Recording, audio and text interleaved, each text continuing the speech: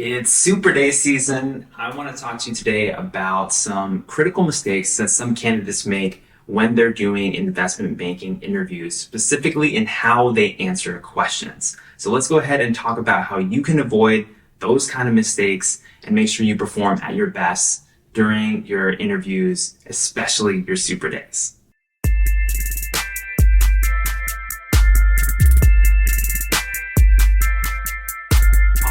All right. Welcome to Investment Banking Insights. This is the only show dedicated to helping you learn both the technical and non-technical aspects of the investment banking process. My name is Alex Mason, and I am your host. I'm a second-year MBA student here at Cornell, just wrapping up this season now of helping our first years with their recruiting process. And it's really, really exciting. I just heard about some people accepting some offers today. So that's really thrilling, and actually even heard of one of you guys, one of the listeners, reaching out to me today, letting me know that you just accepted your offer. So congratulations, and it's just a really exciting season in the investment banking recruiting world because a lot of people are finally realizing those goals of getting their offer. Now, I want to talk to you today about interviews. Because we're in this interview season, there are three fatal mistakes that I have seen and actually made myself in investment banking interviews in terms of how I answer questions. So let's go ahead and talk about it right now. Okay, the first thing is not trying or under sharing. Now, it's really easy to come into an interview situation and feel this sense of intimidation, feel a sense of nervousness, feel like maybe you're going to get something wrong or not knowing enough. And so sometimes an interviewer will ask a question and then the candidate will respond with just a very quick answer, not really go into a lot of detail, and then just be quiet. And then there's this awkward silence in the room because the interviewer is kind of waiting to see, okay, are they going to say more? And then they, at some point, just move on to the next question. You don't really want that, because what that signals to the interviewer is that you're not very confident in the answer you gave. Now, there are, of course, exceptions to this. If you get a yes or no question, obviously you're just going to answer yes or no and keep things going. If there is a need for explanation, then definitely explain it. But one of my mistakes early in my career, back when I was working as an engineer, is I would be very shy and be very nervous going into these interviews.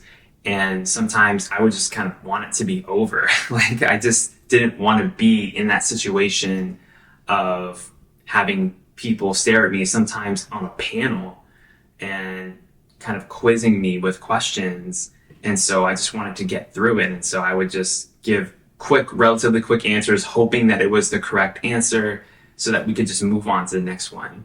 And remember that this typically comes from a place of fear, and interviewers can sense that. So you don't want to undershare. They only know what you tell them.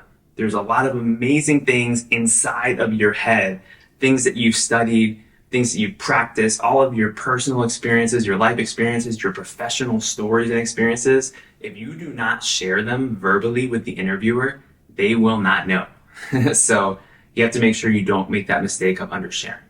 Okay, mistake number 2, you could probably guess it's the opposite of undersharing. It's oversharing. There are some people who get very nervous in investment banking interviews and interviews in general. And so what do? They talk. They share so much. And there's some risk with this.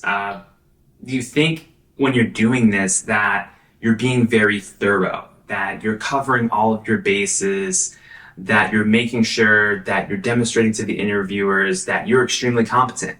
And in some cases, that can work. But in other cases, it can backfire against you, because when you talk a lot, there's a couple of risks. One, you risk saying something that's actually incorrect. The more things that you share, the higher the chances are that something that you say might be kind of off or maybe really off. And then that gives the interviewer an excuse to pause and say, wait a minute, what did you say back there? I don't think that's right. So that's one risk. Another risk is that you could potentially go off on tangents and actually not even answer the question that was originally asked. So be careful with this. And it's very easy to speed up your pace when you're nervous and you're sitting there. Some people do this very naturally. They talk very fast. Remember, slow it down to a pace that matches the pace of the interviewer, and make sure that you're clearly communicating what the answer to the question is, and don't overshare. Okay, so number 3 is having a generic scripted response. Now, there's some amazing candidates out there pursuing investment banking jobs who they don't undershare, they don't overshare, they share very good responses in terms of amount of content, their pacing is good, but they're giving very generic answers. If your answer sounds like it came straight out of Breaking into Wall Street guide to investment banking or some other source, like, for example, Cornell, our MBA program, we have a proprietary curriculum for our MBA students.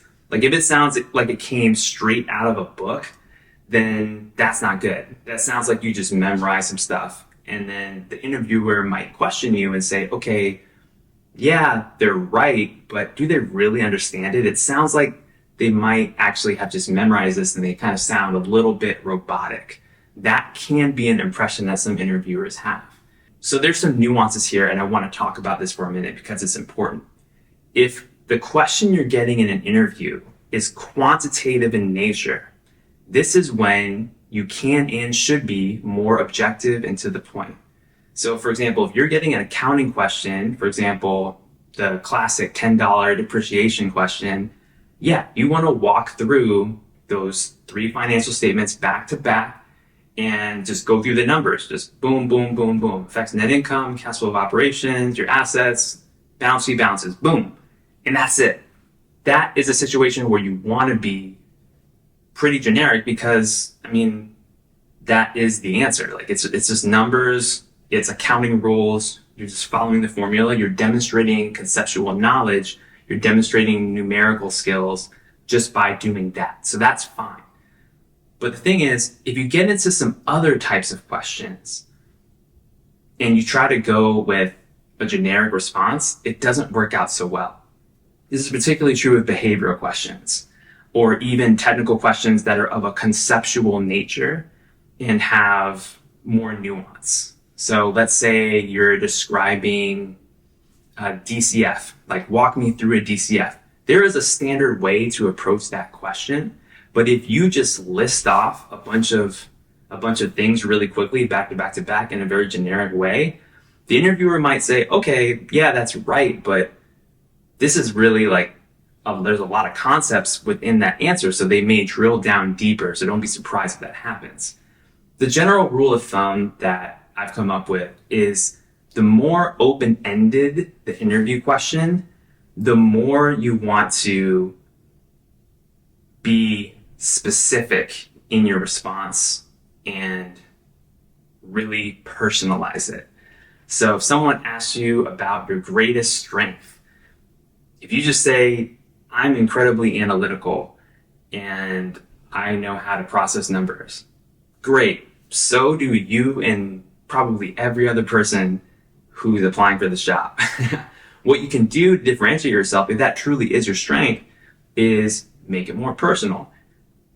My greatest strength is being analytical, and that's demonstrated by a project that I worked on in my last job where I had to analyze 10,000 rows of data. We only had 2 hours to do it. I used a couple of Excel formulas to simplify the process, blah, blah, blah, blah, blah. And then we achieved the result because of my actions. Boom. It's like your classic story type of response. You're still giving the same outcome at the end of it, but you're making it much more about you and what you did, as opposed to just naming a character trait or a skill and moving on. So this is really the one that I'm harping on and spending the most time on here today, because this is the one that I see people have problems with the most.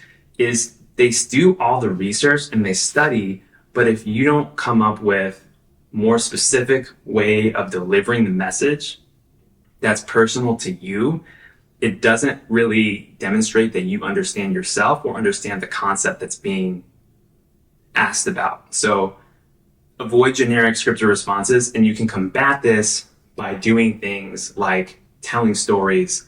And also what you can do as a solution to avoid these three mistakes is to practice repetition, of course, but aside from the quantity of your practice, increase the quality of your practice by practicing your verbalization. Practice talking it out. That is the gold standard for many interview questions, really, because that is the mode with which you will be tested by the people interviewing you. You're going to be sitting in a room, staring at someone across the table, having a conversation. So if you could practice with a friend, practice with a group of friends who are also recruiting with you, that is an excellent way to practice these things. Practice verbalizing the answers. Use your own words to describe the same concepts. Have your friend describe it in a different way.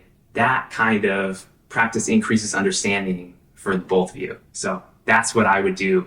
And frankly, that's one of the reasons I started this show, was to help myself verbalize the concepts that I was learning to make sure that I actually understood them, as opposed to just reading something in a textbook and saying to myself, okay, I get it, move on.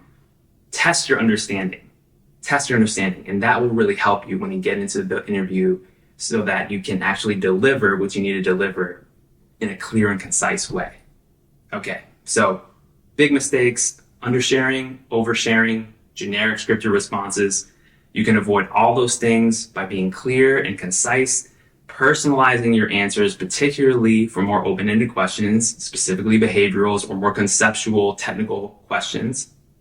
And yeah, that's it. Focus on communication and connecting.